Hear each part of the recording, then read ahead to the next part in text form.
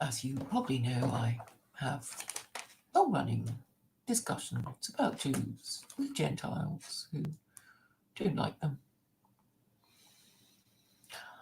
I don't think Jews have done a particularly good job in explaining their religion, but I know I'm going to be accused of being boastful again, because I claim to know the reason.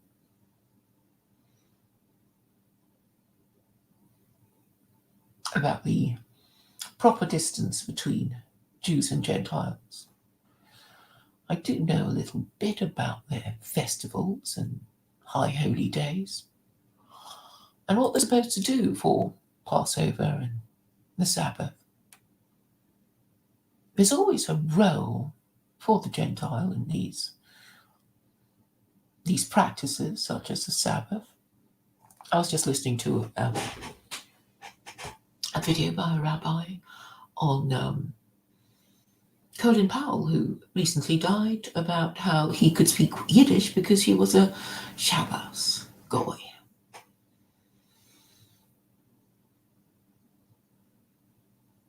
I was looking at a job application today, and I thought to my surprise how much I wanted to apply for it. I probably will. I mean, I probably won't get it because, one little Google of me and it's bye-bye job. Not that it's a particularly high-paying one. It's just one that I'd quite like to have, or be able to say that I got.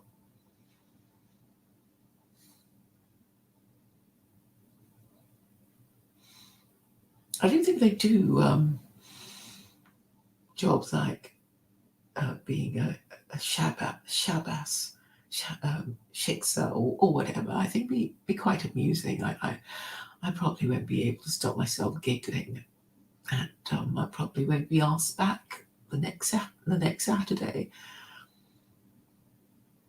But apparently they I don't know, the strange rules, like you're not actually allowed to give a direct order to the Gentile in question, the Gentile that's supposed to do their work for them, on the Sabbath. So that they're not allowed to turn on lights, switch on the electricity, heat anything up. So they have to ask somebody else to do it, somebody whose mortal soul won't be in danger if they turn on the lights, or like the cooker or something like that. And apparently they're not supposed to tell them to just turn on the light, turn on the heating or whatever. They have to drop hints like, oh, it's getting a bit dark in here, isn't it? Or it's a bit nippy in this room, or something like that. So they can't give direct orders, apparently. So the Gentile in question has to anticipate the wishes of the Jew, and I just think it would be stuff for a sitcom, certainly very much a situation comedy. In fact, it'd probably be quite amusing to have it as some kind of game show of I don't know, being able to communicate indirectly or something. If only I were in charge of BBC Light Entertainment, if only they still had such a department. In the past, I've had a few ideas that I've confided with, shall I say, my fellow nationalists. And that's one of the little jokes being made about my little ideas, that I should be in charge of BBC Light Entertainment. I guess I'm showing my age.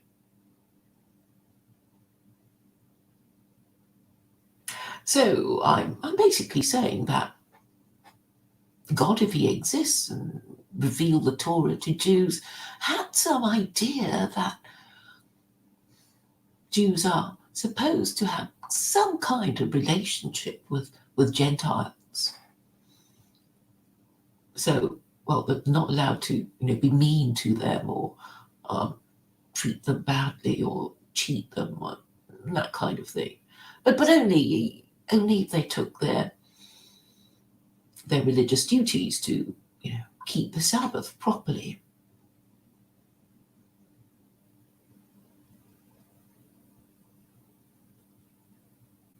It's a shame. I was having a developing conversation about Jews and things, but again, I get the usual disengagement. But I do understand I'm talking to people who are basically neurotic and probably beyond help. Just no hope of sustained focus or effort. It's all, well, I'm tired of doing it now. I've had enough. But we have to think about, swamps, particularly the swamps you want to drain. I mean, think of it this way. You did begin some time ago to cross a swamp, and you're halfway through. I mean, do you really want to turn back and go back to square one? I think there are people who say, yeah, why not? Why not? It's getting a bit scary, might get a bit deep, might, I don't know, just lost interest. Don't want to do it anymore.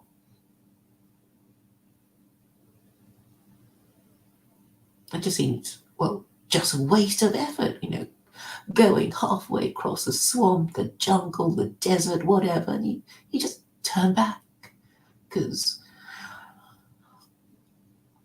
you're bored, you're irritated, too much trouble, can't be bothered to think through your actions, can't be bothered to formulate arguments, can't be bothered to do the obvious thing like submit to truth,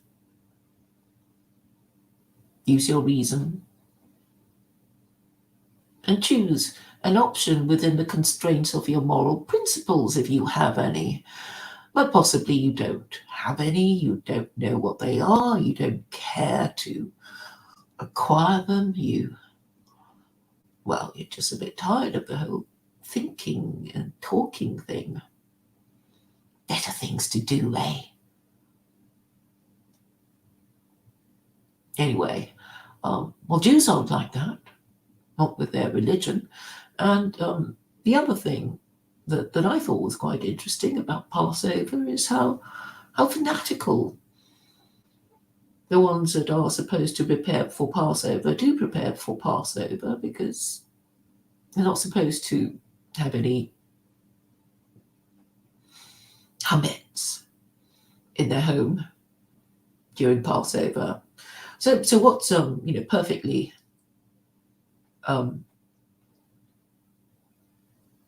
kosher the rest of the year is death to you. If you have any bread or pasta in the house, and it's just there, you can't own any. You've got to destroy it all. So if you have any in the house, your mortal soul is doomed. That's a rule. I mean, I know a lot of people don't take it seriously, but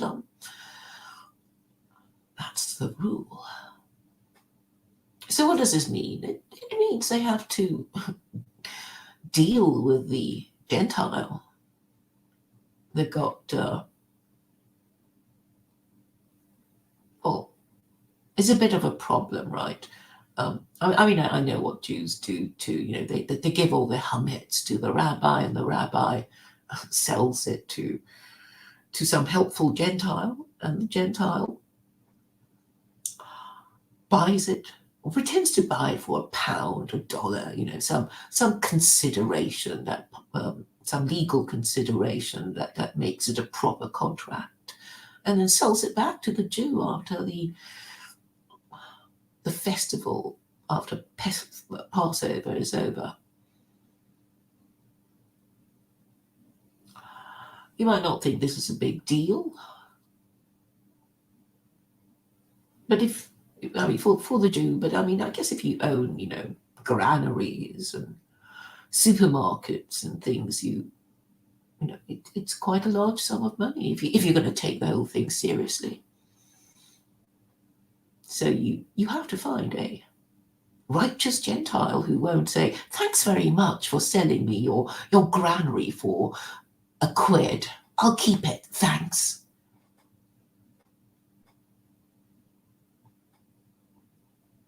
And you've lost a whole granary and only got £1 in return. That is, if you had to deal with this unrighteous Gentile. And you wouldn't be able to quibble about it in court and say, "No, I didn't really mean it." It had to be genuine. The contract had to be real and legally valid.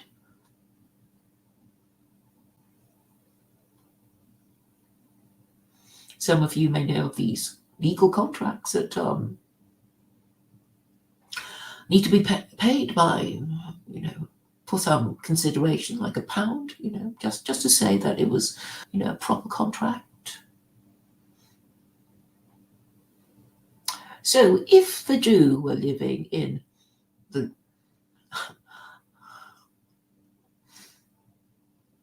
land of the unrighteous Gentile, then he's going to be losing his granary, supermarket, and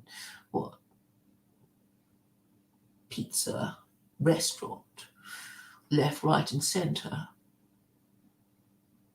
And that would be his problem.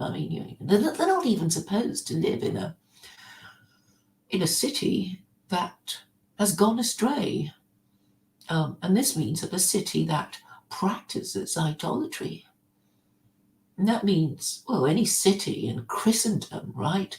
Because Christianity is idolatry and blasphemy. And they don't know, or they don't seem to get it, that they're not even supposed to be anywhere in Christendom, because it's all idolatry. And not just any old kind of idolatry like in India, where, these Hindus innocently worship their idols. It's Christian idolatry, which is the worst that you can think of. It's like, they know about the Abrahamic God who created the universe, but they insist that a dead Jew is the co-equal of the God of Israel and Allah, and they've been insisting on it for 2,000 years. And they show no signs of repentance, and Jews show no signs of informing the Pope or the Archbishop of Canterbury of this idolatry and blasphemy, or even asking them, "Hey, Pope, hey, Archbishop of Canterbury, how is Christianity not idolatry and blasphemy?" Are they going to ask them to do these questions? You don't have to, give them a lecture and say that their religion is idolatry and blasphemy. You could just ask them how it ain't idolatry and blasphemy. And are they going to do this? I don't think so. They're still scared of their Christian overlords, frightened of giving offense to these idolaters and blasphemers, to the extent that I have to do it. I've done it so many times, and just pretending, it doesn't matter, who cares? Idolatry, schmidolatry.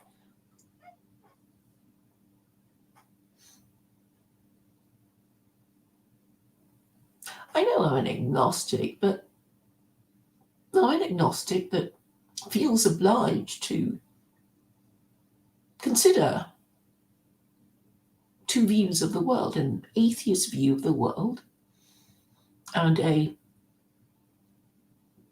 theistic view of the world. So I can see, even if God doesn't exist, the purpose of these high holy days for Jews? I mean, assuming that God had a purpose when He made Jews His chosen people and their role in it, and what they're supposed to do for Gentiles. But they don't care. They don't seem to think it matters. It's like, well, we're just any people, really. Don't look upon us as special. Just leave us alone and let us be ourselves. We're nobody really. We don't have to do anything for you.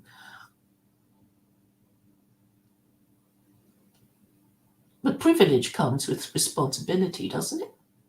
That's what my headmistress said.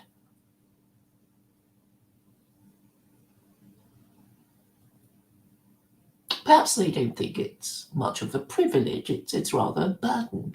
You're faced with this thing and you don't particularly want it. I suppose we can imagine being left with some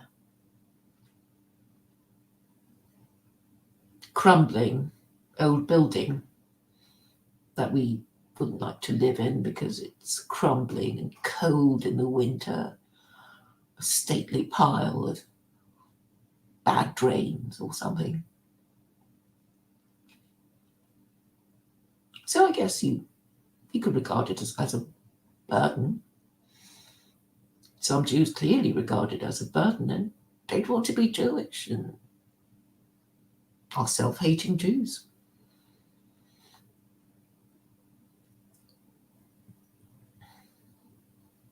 But the point of these two Jewish practices is, in my view, about them having some sort of a relationship with Gentiles. And obviously they're not going to have anything to do with unrighteous Gentiles, since technically they're supposed to be the people who set moral standards.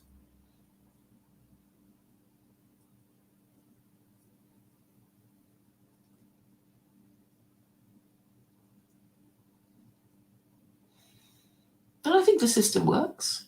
I find the Noahide laws very useful in selling my idea of secular Quranism, because the whole thing about the Noahide laws is so that these rabbis can rank the four Gentile religions and find Islam the most Noahide and Christianity the least Noahide, less Noahide even than Hinduism.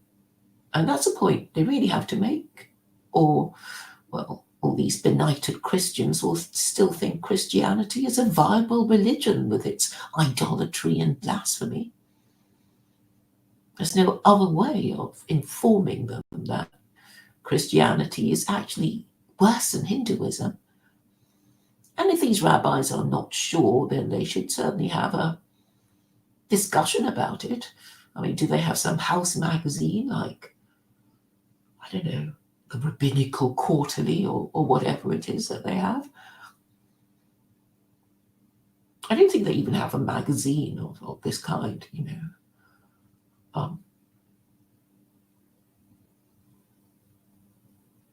So they are a bit hopeless, unfortunately. We talk about herding cats. Well, the Jews are a bit like that, particularly the rabbis. There's so many different kinds of Judaism. And what they seem to be saying is, just leave us alone and let us do our thing. And that is really the problem with them. They're just as divided and scattered, because really, if things were working properly, the Sanhedrin would be sitting, and the Sanhedrin would be the Torah court, basically consisting of these rabbis who would decide on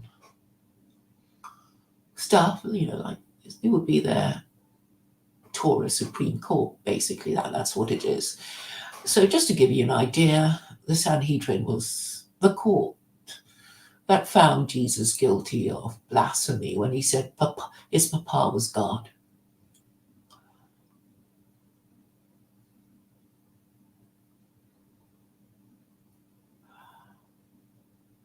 So if they did decide to have a Torah theocracy, then they would restore the Sanhedrin, but they don't want to.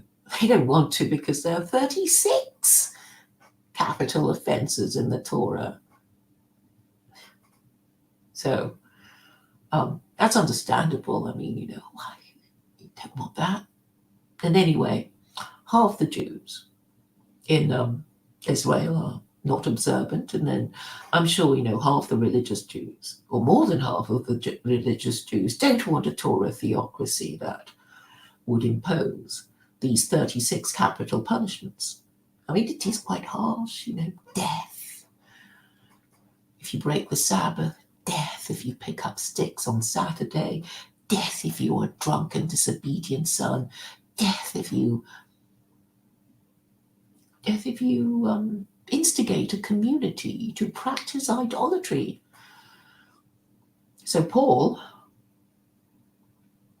of Tarsus, Paul of the Damascene conversion, would have clocked up 7 death penalties because he instigated those 7 communities that he addressed the Pauline letters to. He wanted them to practice the idolatry of worshipping a dead Jew on a stick. So he wrote, you can check the New Testament if you want. He wrote to the Corinthians, the Romans, the Ephesians, the Philippians, the Galatians, and the Colossians. If I got 7, Galatians would be the 7th. So, 7 death sentences Paul would get if he could be resurrected to face his punishment according to the Sanhedrin, according to the Torah. So it is a bit harsh. But there you go. You get these Jews saying, "Oh, it doesn't mean it. It's all right. We don't have to face these punishments." So what does it mean if you don't? So it's all optional. Refraining from adultery is optional. Refraining from sodomy is optional. Refraining from incest is optional. Really? I learned from law school that the judiciary or parliament or whoever tidies up these things has to do its housekeeping every now and then. And if laws are no longer supposed to be enforced, they have to be repealed for good order. Otherwise, what you have is that you have these laws that are in theory in force, but which nobody obeys, and that would eventually bring the law into contempt, as it clearly has, because these Jews are just saying, we have 36 capital punishments, but we don't follow them. It's just optional, really. It's just, but we are special. We are God's chosen people, So they can have it both ways. And that is what drives the Gentile mad with envy and rage.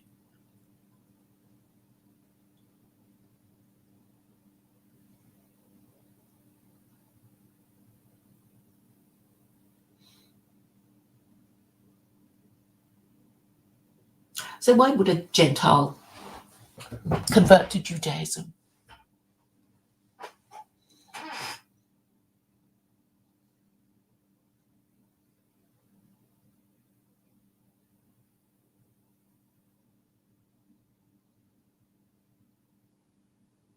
When they could convert to Islam.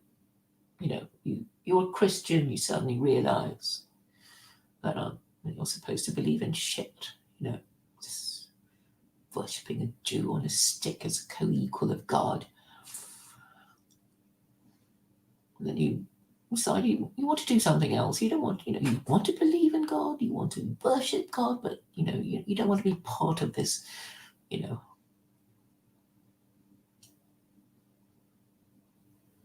part of this absurd, idolatrous, blasphemous religion that says you're going to hell if you don't believe that Jesus is God.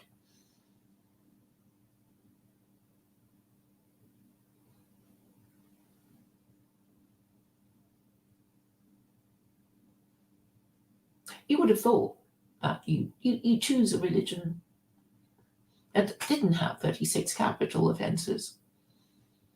You might sort of check it out, read the Quran, something like that. But apparently not.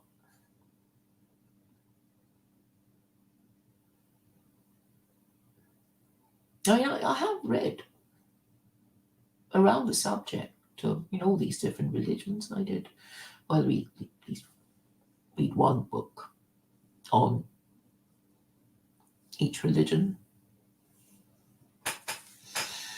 I don't pretend I read the Mahabharata or the Bhagavad Gita, but I did read a little book on Hinduism.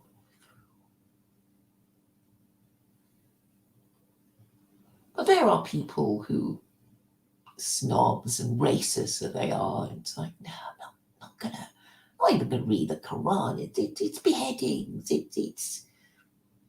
It's wife beating. I'm gonna be a Jew.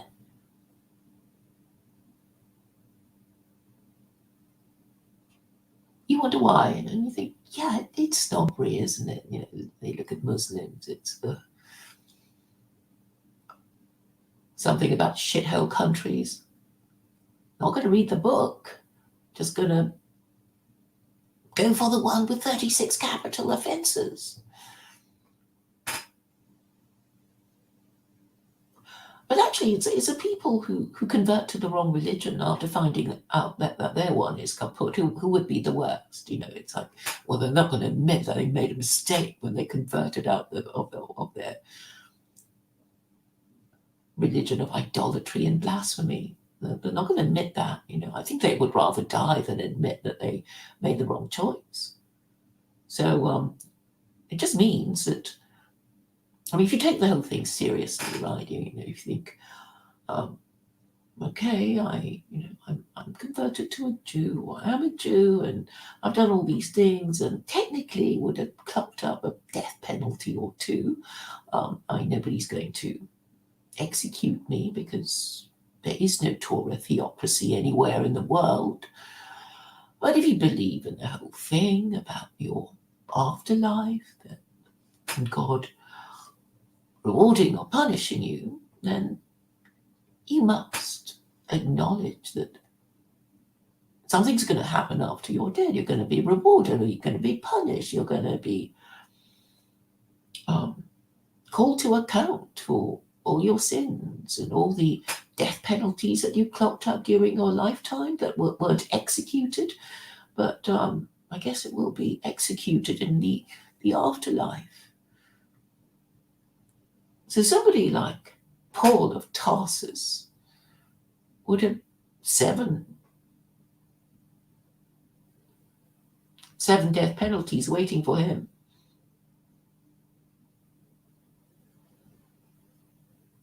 And all the other converts who thought, being the snobs that they are, like, I hate Muslims, Jews seem all right, don't feel threatened by them.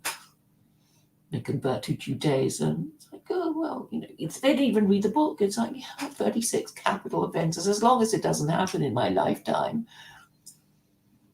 But, if God exists, then it's gonna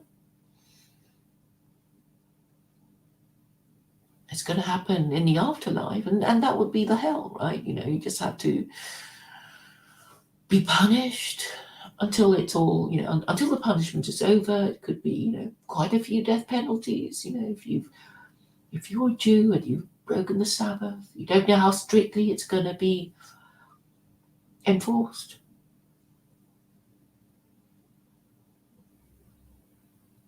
So maybe not such a good idea to convert to Judaism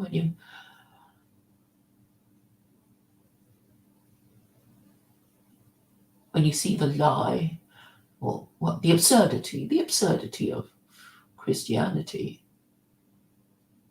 And when you think, well, it was only snobbery that prevented me from reading the Quran. A lot of them are the, educated people. You would have thought, well, at least if you're shopping for religion, read the scripture, right?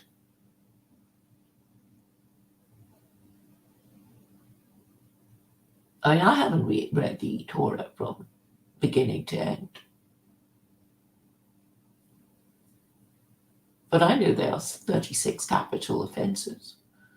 I've listened to enough talks by rabbis, read around the subject to know that there are 36 capital offenses. I mean, what are they for? God was just kidding. He didn't mean it. He changed his mind.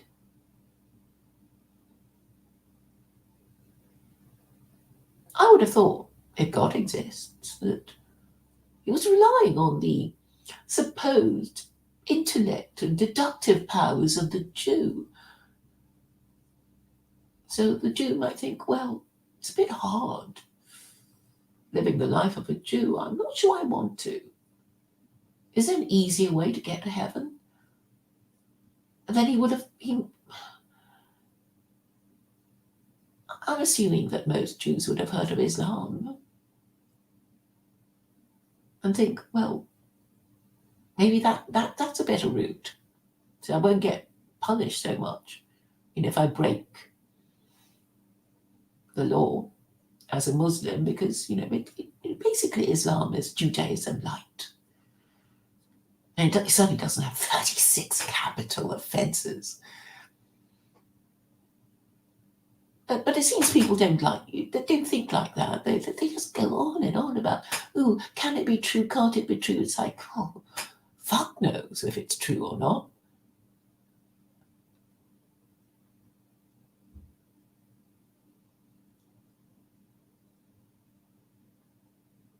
So you would just choose the least restrictive system of laws, wouldn't you? I mean, that would make the most sense. That is how I would choose if I had to choose a system. If I had to choose a theocracy, just to be on the safe side, because I'm agnostic. There may be God. God may exist and he may punish and reward me, but so I have the choice. So obviously I would choose the easy one because I'm rational, right? I try to be. But these people, these ex-Christians who never even bothered reading the Quran, well, I guess they rejected the Quran because it's the low-grade culture of immigrant communities, from shithole countries. So I guess they'll be punished in the afterlife, more harshly than some Muslim would, if God exists, if there is indeed an afterlife.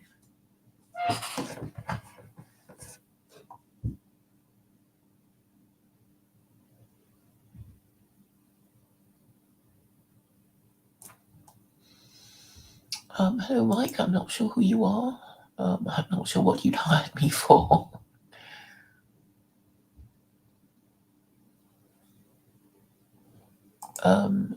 I don't know what you mean about. I don't know what you mean about memeing the bloody pandemic.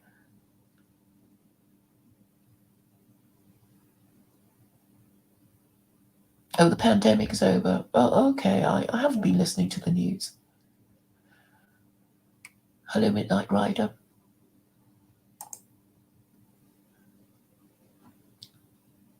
I've been ignoring it anyway, so I mean, I haven't been out much. I go to the shops without wearing a mask.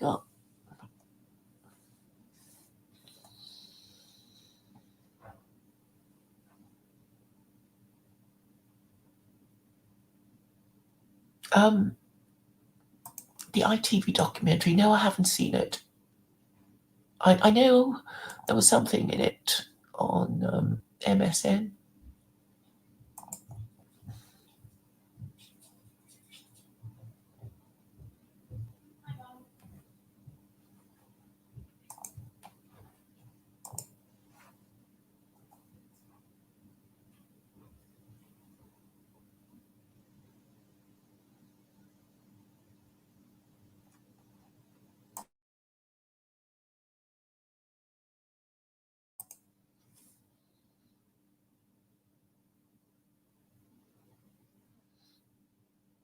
So what did the ITV documentary say? No, I didn't see it. I guess I'll have to watch it at a later time. Why did you tell me what it did, what they said? I know I read something about it on MSN, and I guess that they're basically, okay, what I read this morning on MSN was they're trying to make things look bad for Andrew, saying he must have known. It's like, well, they'd have to prove it. So I think he should fight it. I don't care about the monarchy. It's so tainted anymore that, it's so tainted anyway. There's just no point to it. It's just, if the Queen doesn't care about due process, not even for her son,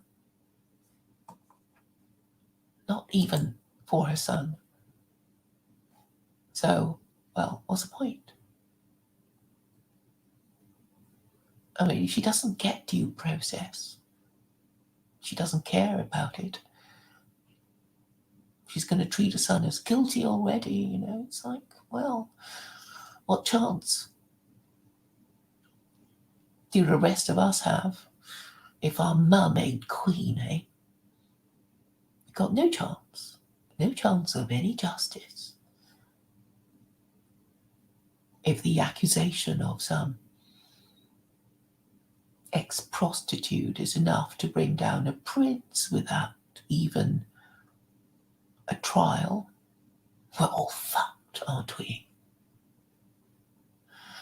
It's quite sad the way so many British people are just gloating about Prince Andrew.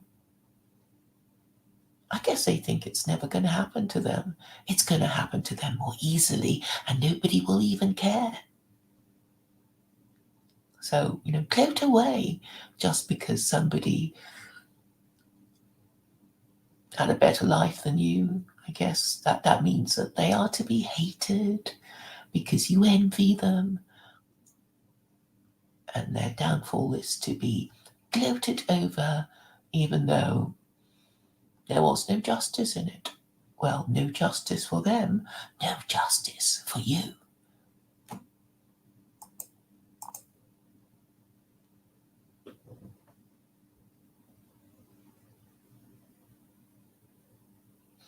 Oh, you mean that interview ages ago? I saw that. I remember he said,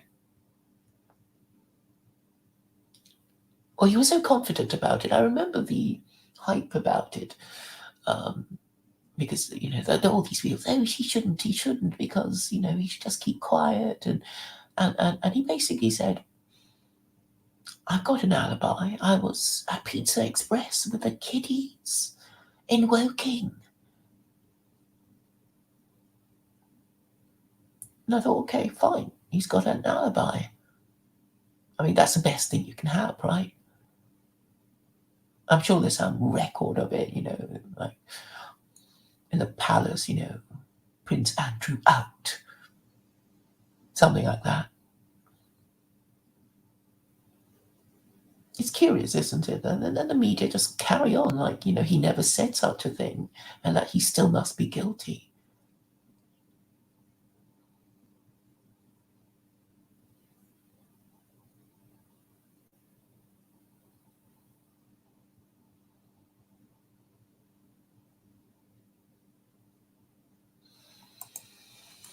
It can all be challenged. It can all be fought. you just, you have to stick to your guns. If you didn't do it, then say you didn't do it. And stick to your guns.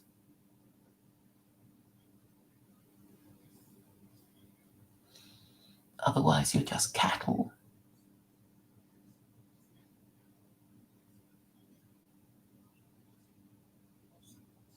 to be led to the slaughter.